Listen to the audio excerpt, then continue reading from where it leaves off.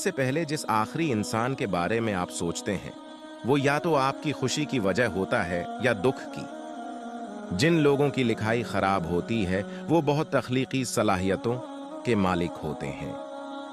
जब बेचैनी होती है तो मर्द अपने चेहरों को छूते हैं, जबकि खवातीन अपने कपड़ों, गर्दन, बाजुओं, बालों और ज़ीवरात को छूती हैं। अगर कोई शख्स छोटी छोटी चीजों पर रोए तो वो शख्स मासूम और नरम दिल का मालिक है। जो काम हमें खौफजदा करते हैं उनको करने में हमें ज्यादा खुशी मिलती है।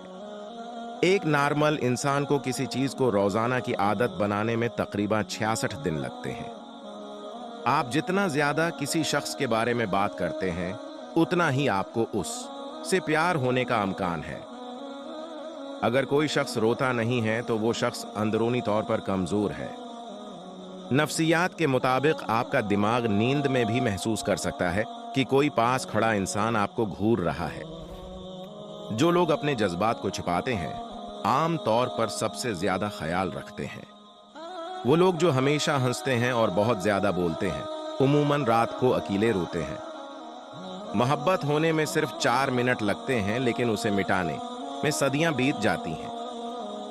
90% लोग जो बातें मैसेजेस पर करते हैं वो आपके सामने नहीं कह पाते।